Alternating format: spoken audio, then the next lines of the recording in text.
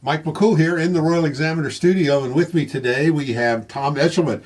Tom is a local entrepreneur, local business owner, and probably a lot of other things. You had your hand in a lot of things over the last 50 years.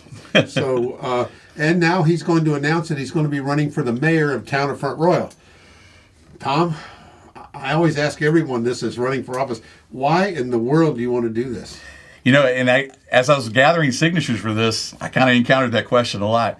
I don't know, I've been, inquiring about it with my own self, and the time's right in my life. I've got a job now where, would allow me to break away.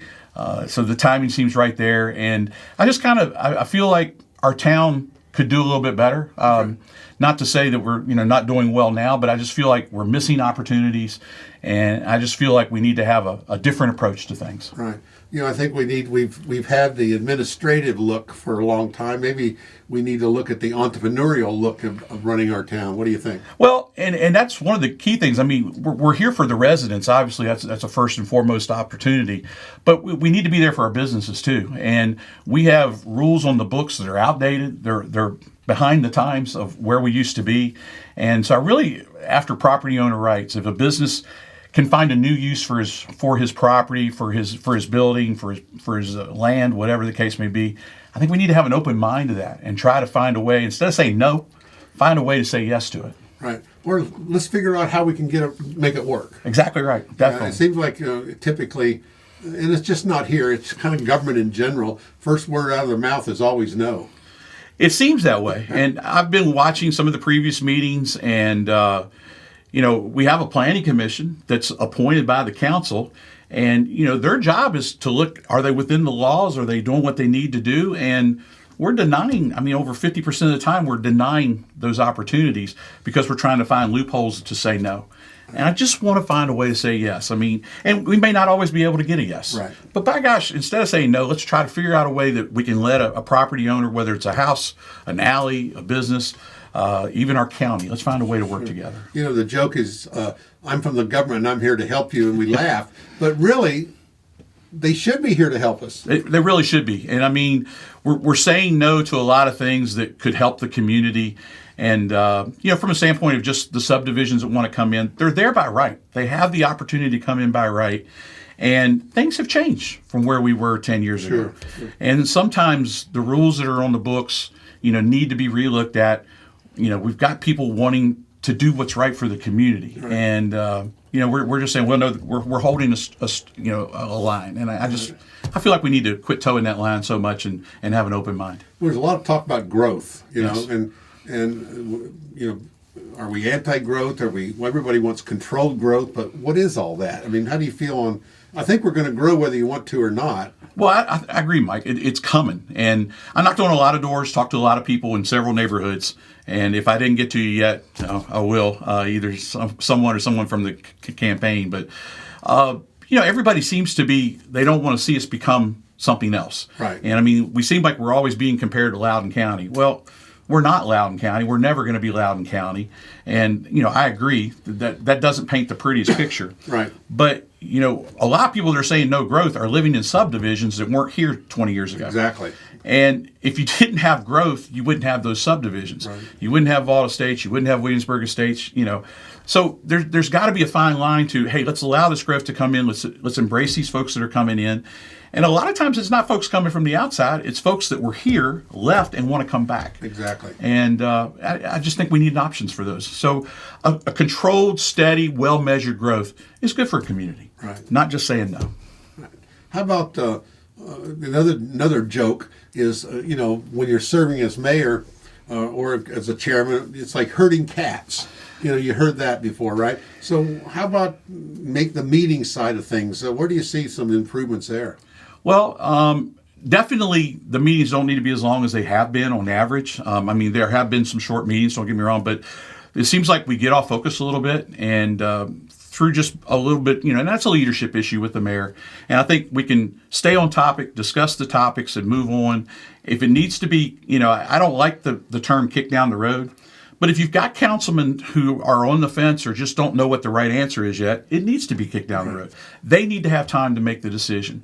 It shouldn't just be shut down. And I think, leadership in the meetings, getting in there, getting to the point, discussing the points and moving on, I think that's a positive aspect for all of us. Well, how do you think you would handle, and one of the issues, I'll bring this up, one of the problems we've had over the last time I've been in town for 50 years, there's always on the council or the board of supervisors, there always seems to be one or two members that just never are prepared. They get elected and they just don't do anything. And that's tough. A mayor can encourage. We're going to be talking about this at our next work session. I'd really appreciate it if everybody would read up on this material.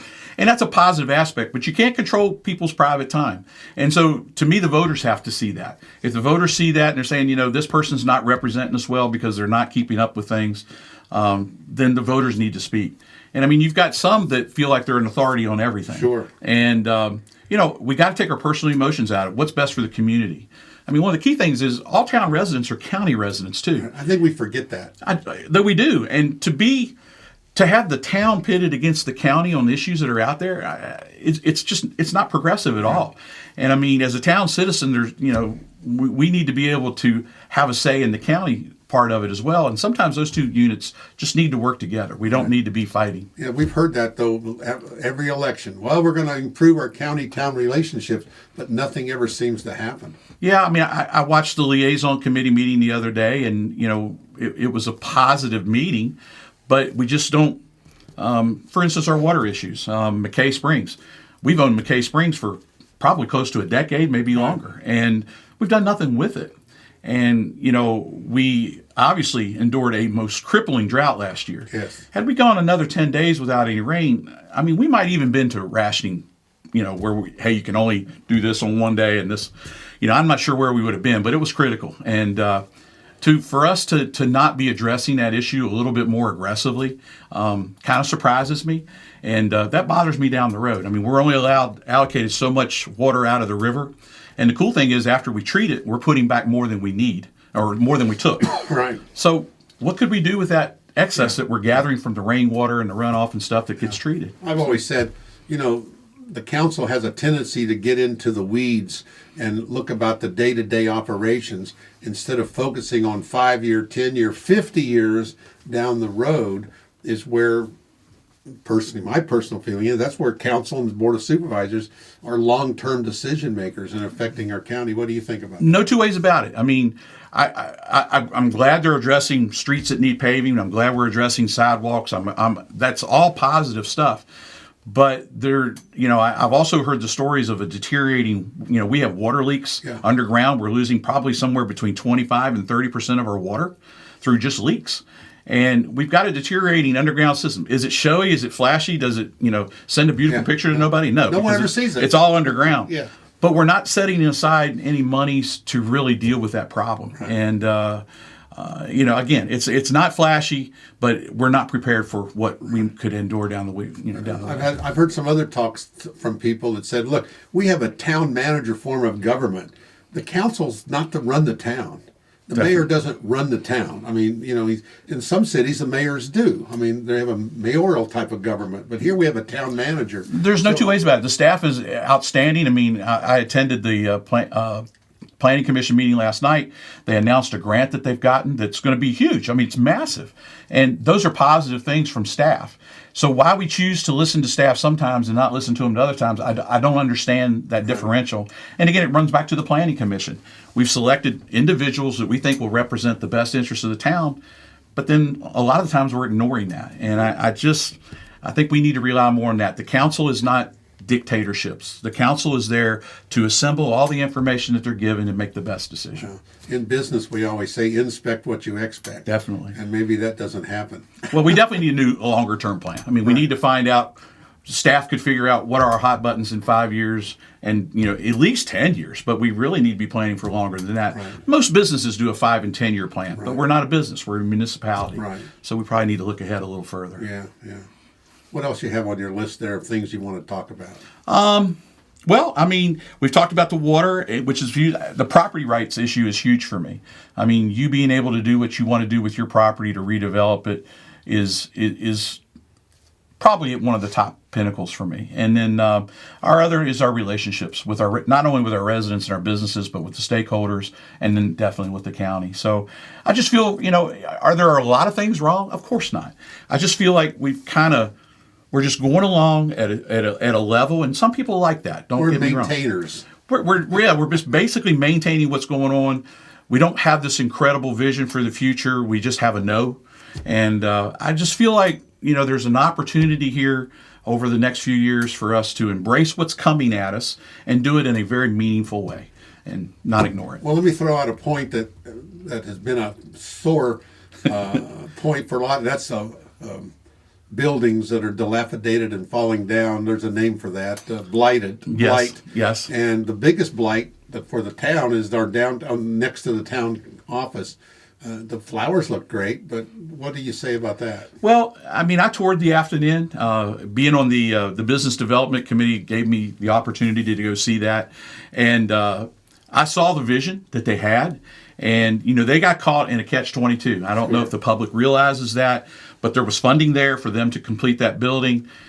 We obviously had the incidents that happened with the Warren County EDA, and that all collapsed. And what's changed in the marketplace is that money right now, business development money, is not 4 and 5% or even 3% like the EDA was promising. It's now 10%. The business models just don't fit the money that's got to be borrowed. Right. It's just too expensive. Yeah, return on investment just not there. And I saw their vision, and it's great. It's a wonderful vision. And sometimes you just ride by. I'm one of the people that complained. I said, just mow it down. Well, thank goodness, they've gone to the expense to save it, and they're real close to fixing it. And I think there's some things the town could do. There are grants that we could apply for, historical grants. I think we could help that person, that person owns that property, to maybe get it to that next level. Well, a lot of work has been done, and I don't think people are aware, but we don't see it. It's kind of like our infrastructure. The inside, they've done a lot of work. Again, not a very good job at telling us about it, but we have some stories planned on it. But if we just give it enough time, something will happen, what they say, but we want it now. Well, and it's too far along to turn back. The time to have possibly done something finite and ending was probably 6 or 7 years ago, but these guys have invested, over $1.5 million.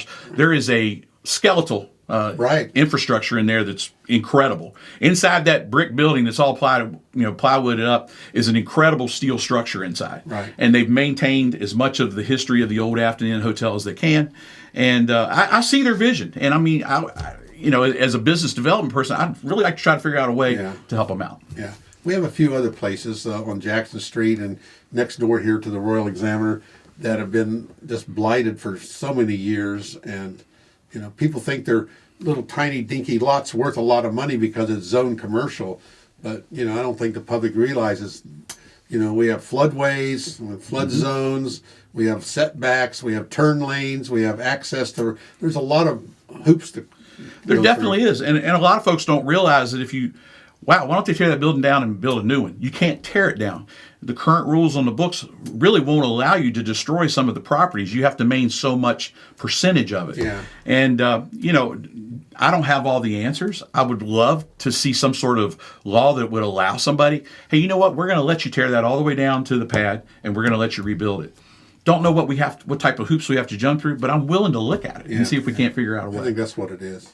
Well, Tom, I think it's a great, and again, I tell that to everybody, we're glad you're running. Well, thank you. And I think the more the merrier. I think competition is always good. There's always a little different point of view. We understand Lori Cockrell's rerunning for her position as mayor.